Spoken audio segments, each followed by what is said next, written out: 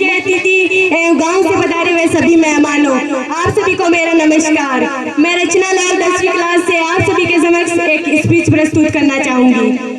युवा नेतृत्व में सतत विकास जो कि भविष्य की ओर अग्रसर करता है, जिसकी परिकल्पना उस वट वृक्ष के समान है, जिसकी जड़ें हमारी पुरातन संस्कृति हो, जिसका तना हमारे लोकतांत्रिक मूल्य हो, जिसकी शाखाएं हो सबका साथ, सबका विकास, सबका विश्वास। युवा कौशल जिसकी पत्तियां हो, जिसे सिंचे हम अपने परिश्रम से और हमको फलस्वरूप मिले। हमको विकसित विश्व गुरु भारत, क्योंकि युवाओं की कोई एक स्पष्ट भाषा नहीं, अभी तो एक परिदृश्य अवश्य है। वो युवा जो संजीवनी पर्वत लाने में अत्यंत साहस रखे, जो गौर वेतनधारी बनकर मर्यादा पुरुषोत्तम की रक्षा करे, लक्ष्मी बाई का युद्ध, सीता का संयम, जलकारी के दायित्व के साथ आदि गुरु श्री शंकराचार्य, रामानुजाचार्य, माधवाचार्य, निम्बार्काचार्य, पंचमूल जगत गुरु श्री कृपाल जी महाराज का ब्रह्म तत्व ज्ञान हो।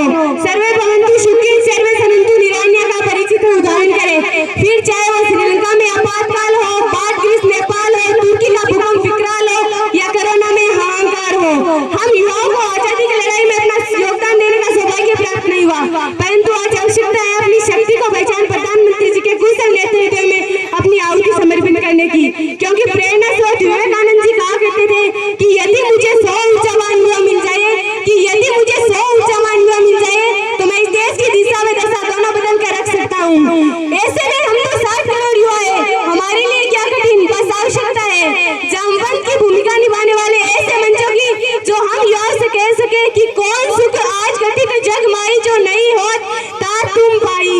बस आवश्यकता है प्रत्येक युवा को यह जानने की कि वह क्या कर सकता है।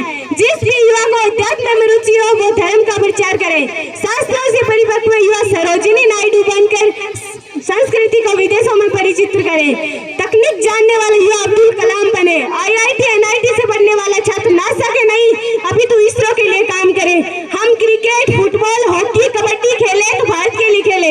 यदि कोई हिम्मा दास दौड़कर नारी सशक्तिकरण का उदाहरण देती हुई स्वर्ण जीते तो भारत के लिए जीते। हमारे गाँव का युवा आगे आए और देश हित में नीरज चोपड़ा की तरह भाला फेंके। रचनाएं ऐसी रची जाए कि साहित्य का नोबेल भारत को प्राप्त हो। रचनाएं ऐसी रची जाए कि साहित्य का नोबेल भारत को प्राप्त हो। शिष्टाचार यूं अपनाए कि जापान से पहले भारत का नाम हो।